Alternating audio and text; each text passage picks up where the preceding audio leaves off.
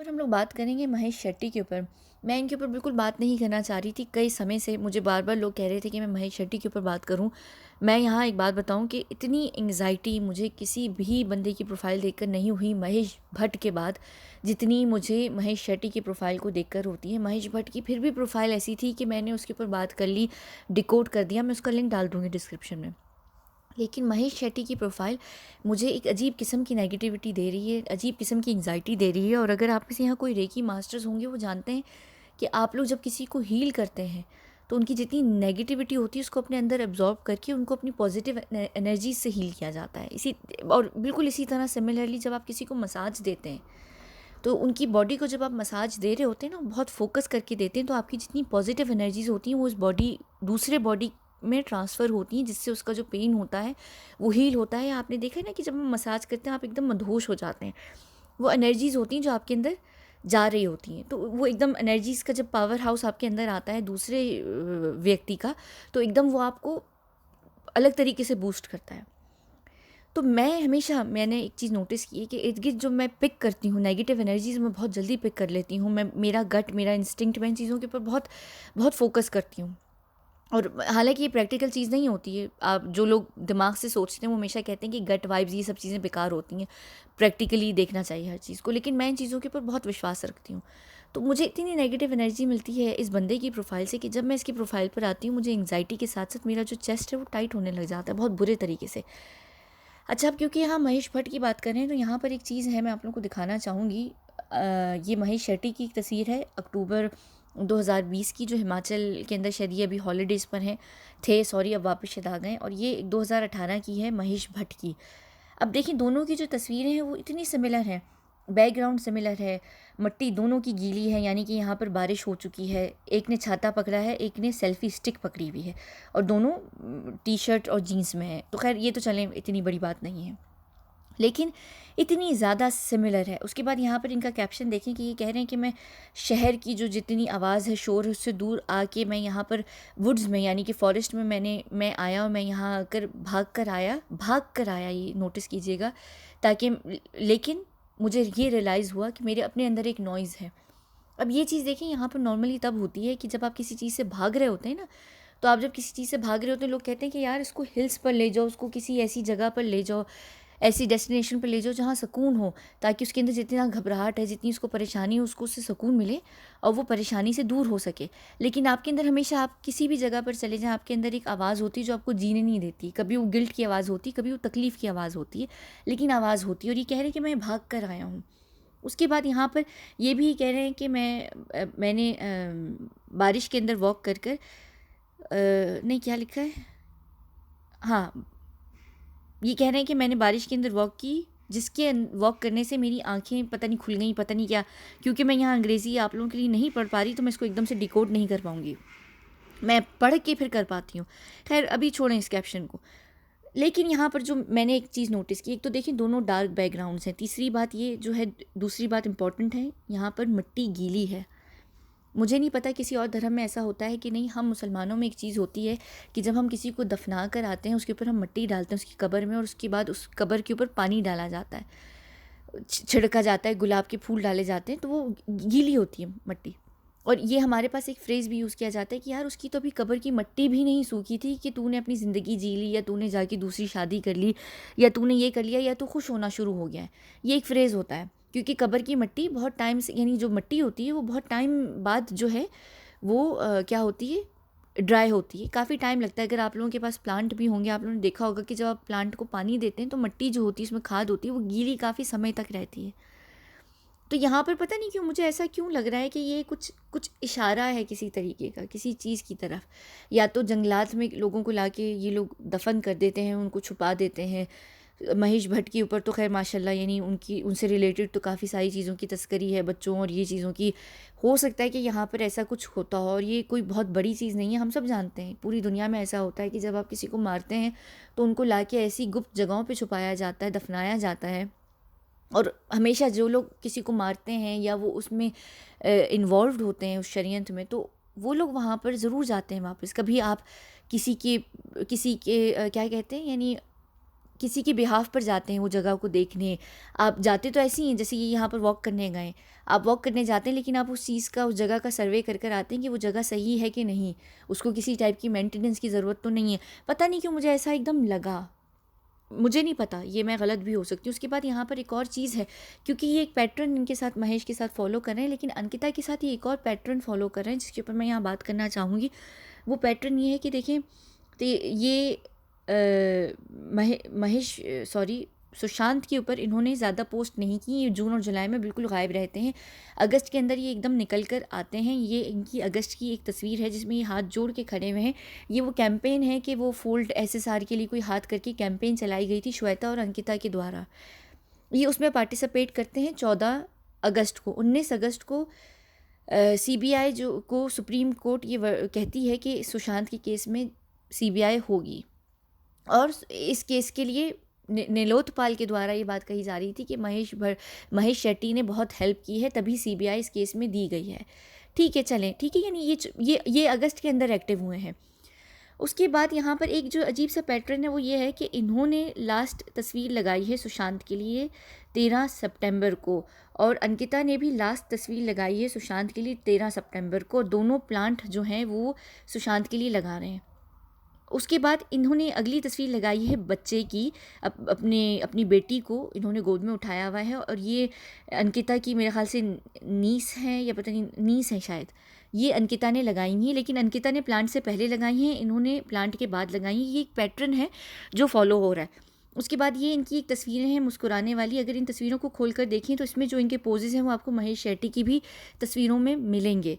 मुझे कहीं ना कहीं ऐसा लग रहा है ये एक मेथड है, ये एक चीज़ को फॉलो कर रहे हैं दोनों सुशांत के साथ पवित्र रिश्ता में काम कर चुके हैं। उसके बाद यहाँ पर अगर हम यहाँ पर आएँ, अब पवित्र रिश्ता किसका था? बालाजी टेलीफिल्म से उनके अंडर बनाया गया था, यानी कि एकता कपूर के ऊपर मैं बात कर चुकी हूँ, उनके लिंक्स भी मैं डिस्क्रिप्शन में डाल दूँगी। ये 6 जून को एक तस्वीर डालते हैं जिसमें कहते हैं कि जब आपका मास्क निकल आता है, यानी होता है ना मुखौटे पे मुखौटा, तो एक चेहरे पे चेहरा होता है, जब आप एक चेहरा हटाते हैं तो लोगों को आपकी असलियत दिखने लगती है। पता नहीं क्यों यहाँ है ये जिस तरीके की खबीस किस्म की, ये शैतानों वाली ये जो मुस्कुराहट दे रहे हैं मास्क के पीछे से, कहीं ना कहीं मुझे ऐसा लगता है ये बहुत सिनिस्टर है, ये एक सिनिस्टर सी स्माइल है इनकी। अच्छा, उसके बाद ये 6 जून को है, और फिर हम जानते हैं कि 7 जून को एकता कपूर का जन्मदिन होता है, और एकता कपूर के जन्मदिन की रात को, 7 जून की रात को एक पार्टी होती है जिसमें 8 जून की सुबह तक जो दिशा सालियान हैं वो ख़त्म हो चुकी हैं। पता नहीं क्यों मुझे ऐसा लगा कि ये भी कहीं ना कहीं कोई चीज़ मिलती है। मैं ये नहीं कह रही कि उस पार्टी पर गए या वो जो भी है, लेकिन लिंक है, क्योंकि अंकिता लोखंडे एकता से ज़रूर मिलने गई हैं। उसके बाद ये आगे नहीं डालते। 15 जून को इनकी एक टीम है जो एक पोस्ट डालती है जिसमें ये लिखते हैं कि सुशांत चला गया है। फिर ये डालते हैं 18 जून को पोस्ट। ये पोस्ट बहुत इंपॉर्टेंट है, और इस पोस्ट को मैं बिल्कुल डिकोड नहीं करूँगी। मैं इस पोस्ट को डिकोड करने वाली थी, लेकिन मैंने ये पोस्ट छोड़ दी डिकोड करना। क्यों? क्योंकि इस पोस्ट में ये एक जगह इतनी बड़ी हिंट दे के जा चुके हैं जिसकी वजह से मैं बहुत हैरान हुई हूँ। अभी मैं थोड़ी देर पहले ये देख रही थी, और ये पोस्ट के अंदर एक ऐसी चीज़ है, इन्होंने एक शब्द लिखा है, और मैं इस पोस्ट को डिकोड भी नहीं करूँगी, और उस शब्द को तो मैं खैर बिल्कुल भी नहीं आप लोगों के किसी के भी नोटिस में लाऊंगी, क्योंकि ये एक कोड होता है ऐसे लोगों के लिए जो लोग ज़िंदा होते हैं, जिनको डिक्लेयर कर दिया जाता है कि वो मर गए लेकिन वो असल में ज़िंदा होते हैं। अजीब बात यह है कि उनको कोड पता कैसे है। वो इतना बड़ा इत्तेफाक हो नहीं सकता कि सुशांत के लिए वो पोस्ट लिखते हैं और वो कोड उन्होंने डाला है। ये हम जैसे कुछ लोग होते हैं, हम इस शब्द को जानते हैं कि ये क्या होता है और ये क्यों लिखा जाता है। इनकी इस पोस्ट के अंदर वो एक शब्द है और वो बड़ा प्रोमिनेंट करके इन्होंने लिखा हुआ है। यानी ऐसा भी नहीं कि उन्होंने फ़्लो में लिख दिया है, उन्होंने प्रोमिनेंट करके उसको लिखा है बहुत ज़्यादा, पता नहीं क्यों। तो यहाँ से इस पोस्ट को तो मैं बिल्कुल भी डिकोड नहीं करूँगी, क्योंकि मैं सुशांत के ऊपर आगे आने वाले दिनों में एक वीडियो करने वाली हूँ। अभी मैंने कर भी चुकी हूँ, उसको मैंने रोका हुआ है, पब्लिक नहीं कर रही मैं, कि सुशांत क्या ज़िंदा है कि नहीं, और अगर हैं तो उसकी क्या पॉसिबिलिटी हो सकती है, और उनको 3 एंगल से मैं एक्सप्लोर कर रही हूँ। उसके बाद ये एक और यहाँ पर डालते हैं मुकेश चावड़ा वाली, दिल बेचारा वाली। फिर ये यहाँ पर एक और सुशांत से रिलेटेड डालते हैं। फिर ये वही है फोल्ड SSR वाली, कोई वो ग्लोबल प्रेयर थी जो श्वेता और अंकिता के द्वारा की गई थी। फिर ये 13 सितंबर को वही प्लांट वाली है, और बिल्कुल ये दोनों प्लांट डाल रहे हैं ये। उसके बाद यहाँ पर ये अपनी बेटी की डालते हैं। फिर ये महेश भट्ट से रिलेटेड डालते हैं। क्यों मैं कह रही हूँ ये एक पैटर्न फॉलो कर रहे हैं, ये कुछ ना कुछ कर रहे हैं यहाँ पर, मुझे समझ नहीं आ रही। ये किसके लिए वहाँ पर गए हैं। उसके बाद ये एक तस्वीर डालते हैं जिसमें ये ऊपर आसमानों की तरफ देख रहे हैं, इन्होंने लिखा है क्या हुक्म है मेरे आका, और नीचे लिखते हैं कि जीनी वाली फीलिंग कि आप अपने आका, अब आपका मास्टर कौन है। यहाँ पर अगर इस पोस्ट को आप देखेंगे ना, इस वाली पोस्ट को अगर आप लोग यहाँ पढ़ते हैं तो ये इन्होंने यहाँ, सॉरी, ये वाली पोस्ट में जिसमें इन्होंने लिखा भी है कि अब मैं स्टार्स को देखा करूँगा माँ कसम, और जब भी देखूंगा हर नाइट को तो तुझे याद करूंगा, कुछ इस तरह। अब यहाँ पर ये आसमान की तरफ इनका मुंह तो है, आसमान में सुबह के टाइम तारे तो शायद होते होंगे, अब मुझे इतना पता नहीं है, मैं इतना ज़्यादा साइंस नहीं जानती, लेकिन क्योंकि धूप की वजह से हमें तारे शायद नहीं दिखते, मुझे नहीं पता भाई, आप में से अगर किसी को ये पता हो तो मुझे प्लीज़ बता दीजिएगा। ये ऊपर की तरफ देख रहे हैं तो ये रात की तरफ, रात में तो नहीं देख रहे कि सितारे देख के इनको सुशांत याद आ रहा हो, ये ऊपर की तरफ देखते हैं और ये किसी से कहते हैं क्या हुक्म है मेरे आका। अब इनका आका कौन है, ये यहाँ पर बात सोचने वाली है। अगर नॉर्मली हम अगर देख रहे होते तो एक नॉर्मल से कैप्शन था तो नॉर्मल कैप्शन था, लेकिन क्योंकि ये यहाँ पर एक पैटर्न को फॉलो करते आ रहे हैं तो कोई ना कोई इनका मास्टर है। और जैसे मैं कह भी रही हूँ कि इस तस्वीर में ये किसी के लिए हो सकता है, किसी के बिहाफ पर देखने गए हों कि उस लोकेशन का क्या हाल है, या उस लोकेशन को किसी चीज़ की मेंटेनेंस की ज़रूरत है कि नहीं है, ऐसा बहुत कुछ होता है। अच्छा, उसके बाद ये यहाँ पर गए, और अब आप लोग ये कहेंगे कि हर कोई इतना इंटेलिजेंट नहीं होता है, या ये इन्होंने ऐसे क्यों डाला होगा। जब आप किसी को स्टडी कर रहे होते हैं ना, आप उनकी चीज़ों को, पैटर्न को फॉलो करते हैं, और बहुत ज़्यादा ऐसा होता है कि जब आप कुछ कर रहे होते हैं तो यानी आप कॉन्शियसली भी नहीं, आप बिना सोचे समझे आप वो करने लगते हैं, क्योंकि आपकी वो सोच चल रही होती है, आपके जहन में वो चीज़ें होती हैं, आपकी वो एक्शन से, आपके शब्दों से, आपके लफ्ज़ों से वो पता चलने लगता है कि आप क्या करते आ रहे हैं या आप क्या कर रहे हैं। इस वजह से आप चीज़ों को इस तरीके से डिकोड करते हैं। उसके बाद ये, अच्छा ठीक है, ये अपने किसी आका से हुक्म मान रहे हैं, सॉरी, क्या कहते हैं, हुक्म कह रहे हैं कि मुझे तुम हुक्म दो, मैं तुम्हारा हुक्म मानूंगा, यानी इसका मतलब है कि इनका कोई मास्टर है। उसके बाद ये एक और आती है, फॉरेस्ट की इनकी तस्वीर है। उसके बाद ये तस्वीर पता नहीं क्यों मुझे क्रोकोडाइल देखकर, एक तो क्रोकोडाइल है, एलिगेटर है, एक तो ये फ़र्क मुझे पता है कि क्या होता है, उनकी आंखों से पता चलता है। मैं मेरे एक्स को क्रोकोडाइल कहती थी। अच्छा, खैर, पता नहीं क्यों मुझे ये देख के तो बिल्कुल ऐसा लगा कि वो होते ना मगरमच्छ के आंसू फेक, और ऊपर से ये जो भी एलिगेटर है, क्रोकोडाइल है, मुझे पता है कि इनके बीच में क्या फ़र्क होता है, मैं भूली हुई हूँ बिल्कुल, सॉरी, क्योंकि मैं अक्सर गूगल करके भी देखती थी, मैं बिल्कुल इस वक्त भूल गई हूँ, मुझे बिल्कुल माफ़ कीजिएगा। खैर, ये भी मैटर नहीं करता कि एलिगेटर है कि क्रोकोडाइल है, पर मगरमच्छ के आंसू का एक मुहावरा होता है ना, मिसाल दी जाती है कि यार वो मगरमच्छ के आंसू बहा रहा था, उसके आंसू मगरमच्छ के आंसू हैं। और सुशांत के केस में तो मगरमच्छ के आंसू सब ने बहाए हैं। एक तो ये मगरमच्छ के आंसू ड्रामा करने वाला बंदा भी हो सकता है, दूसरा ये बैठा हुआ भी एक फ़ेक चीज़ के ऊपर है, ये रियल नहीं है, ये जो भी है मगरमच्छ या एलिगेटर, ये जो भी है रियल नहीं है। तो ये एक फ़ेक चीज़ पे बैठा हुआ है, ठीक है, और दूसरा ये फ़ेक आंसू भी बहा रहा है, और बिल्कुल हो सकता है क्योंकि ये देखिए अंकिता के साथ रिलेटेड भी है इस केस के अंदर, यानी ब्लड रिलेशनशिप में नहीं है, लेकिन ये दोनों रिलेटेड हैं, दोनों पवित्र रिश्ता से रिलेटेड हैं, दोनों की का प्रोफाइल पैटर्न बहुत सेम है, और हम जानते हैं कि अंकिता ने कितनी मगरमच्छ के आंसू बहाए हैं।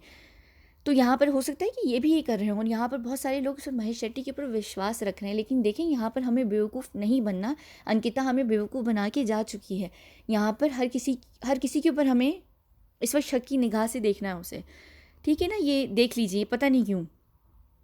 अच्छा, ये 2 तस्वीरें मैं अभी बात नहीं करूँगी, मैं तब बात करूँगी जब मुझे लगेगा कि इसके ऊपर बात करनी है। इसके बाद यहाँ पर ये एक और है, हज़ारों ख्वाहिशें ऐसी कि हर ख्वाहिश पर दम निकले, बहुत निकले मेरे अरमां लेकिन फिर भी कम निकले।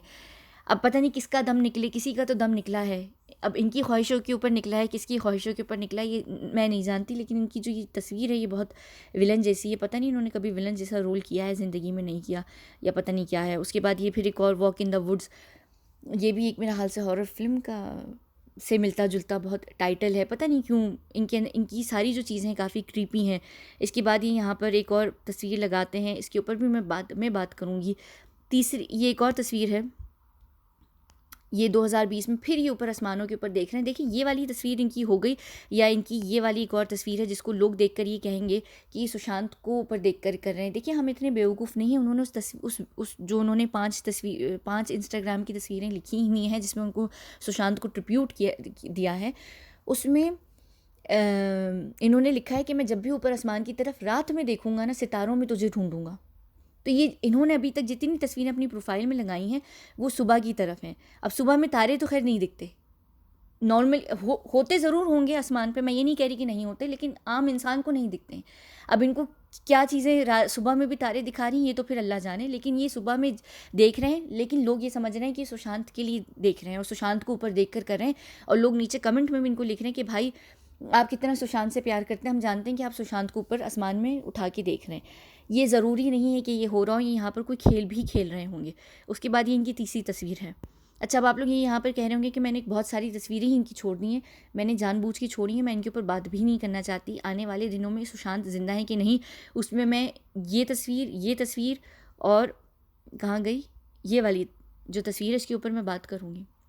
इसके ऊपर मैं बात ज़रूर करूँगी, मैं बहुत ब्रीफली बात करूँगी। इसमें से वो एक शब्द है और मैं वो बताऊँगी भी आप लोगों को, लेकिन इन दोनों तस्वीरों के ऊपर मैं यहाँ ज़रूर बात करूँगी।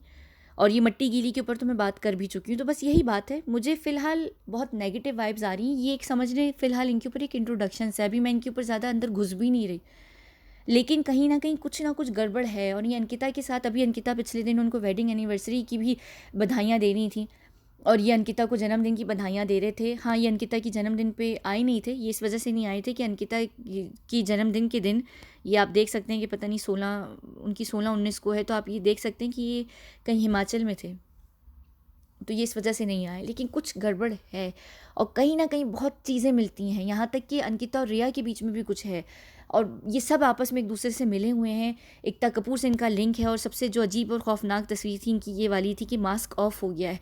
वाकई जो अभी लोग नहीं समझ पा रहे, इनका मास्क तो उतर कर आएगा, आने वाले दिनों में ज़रूर आएगा। मुझे नहीं पता कि नीलोत्पाल ने ये किस सेंस में कहा था कि हम महेश शेट्टी के ऊपर बात ना करें।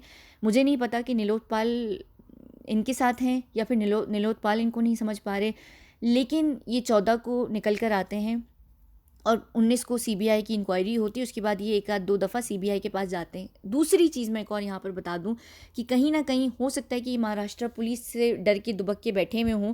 एक अगर इनके ऊपर हम दूसरी चीज़ का इनको बेनिफिट दें कि ये बहुत चीज़ें जानते थे और ये समझते थे, तो ये चुप के बैठे हुए थे कि जब सीबीआई को ये केस जाएगा तभी मैं सारी बात करूँगा।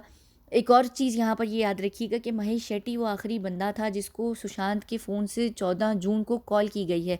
अब इसमें क्या एक चीज़ हो सकती है कि कॉल इसलिए की गई हो ये दिखाने के लिए हत्यारों के द्वारा कि सुशांत ज़िंदा थे और सुशांत महेश के बहुत करीब भी थे, तो उन्होंने उनको एक आखिरी बार कॉल करने की कोशिश की है। और उसी के चलते संदीप सिंह जो बार बार कह रहे थे कि मैं और महेश शेट्टी गए, मैं और महेश शेट्टी गए, ये देखें एक तरीके से या तो वाकई ये दोनों मिले हुए हैं या फिर महेश शेट्टी को फंसाने के लिए संदीप सिंह बार बार ये नाम ले रहे थे कि कल को अगर कोई बात होती है तो महेश शेट्टी भी इस जाल में फंसे और महेश शेट्टी के ऊपर भी नाम उठे और उंगलियां आएँ कि लोग ये कहेंगे कि देखो महेश शेट्टी भी इन्वॉल्व था, तभी संदीप सिंह के साथ था। वरना लोग यही कहेंगे कि संदीप और महेश क्योंकि सुशांत को एक टाइम से जानते थे, तो इस वजह से महेश शेट्टी को हो सकता है कि लेके जाया गया हो जानबूझ के फंसाने के लिए कि कल को कोई भी बात हो तो महेश शेट्टी के ऊपर भी नाम आए और संदीप सिंह अपना पल्लू झाड़ लें। यानी ये चीज़ें दोनों की तरफ से हो सकती हैं और महेश शेट्टी को हो सकता है इस बात का अंदाज़ा बाद में हो चुका हो 14-15 जून के बाद, 18 जून के बाद, कि ये तो सारा मामला ही गड़बड़ है। इस वजह से महेश शेट्टी खामोश होकर वो बॉम्बे पुलिस को जाकर कोई स्टेटमेंट नहीं देते हैं, फिर वो डायरेक्टली सीबीआई को उन्होंने जाके स्टेटमेंट दिए। तो कहीं ना कहीं हो सकता है कि महेश शेट्टी को फंसाया जा रहा हो संदीप सिंह के द्वारा और हथियारों के द्वारा। कहीं ना कहीं ये लोग सब मिले हुए हैं, लेकिन ये भी याद रखिएगा संदीप सिंह अंकिता के साथ भी बहुत बहुत क्लोज़ हैं, महेश शेट्टी के साथ भी वो बहुत क्लोज़ हैं।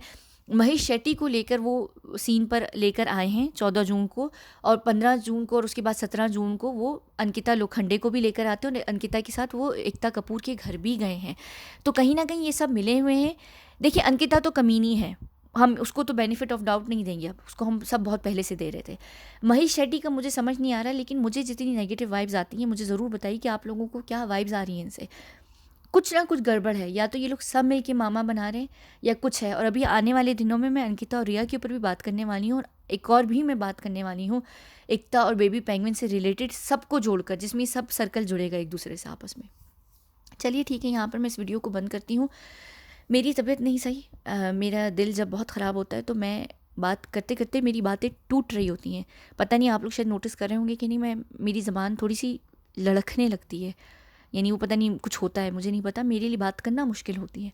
मेरी तबीयत नहीं सही, वो ठीक हो जाएगी, मुझे कोई मसला नहीं है। मैं सिर्फ यहाँ ये बता रही हूँ कि अगर आप लोगों को लग रहा होगा कि मैं बहुत तेज़ बोल रही हूँ या मैं अटक रही हूँ या मेरे जो शब्द हैं वो अजीब से हो रहे हैं, पता नहीं, यानी मुझे पता है मैं क्या कह रही हूँ, लेकिन मैं अटक जाती हूँ बात करते करते। वो उस वक्त जब मुझे बहुत प्रेशर पड़ रहा होता है तो मैं दवा लेती हूँ, उसके बाद मेरी अजीब सी कंडीशन हो जाती है। सिर्फ ये इसलिए मैं क्लियर कर रही हूँ, वरना मैं क्लियर भी ना करती, क्योंकि मैं बात करते करते आज अटक रही हूँ यहाँ पर। मुझे खुद पता है कि मेरी जो अपनी ज़बान है वो साथ नहीं दे रही होती, वो दवाइयों की वजह से होता है।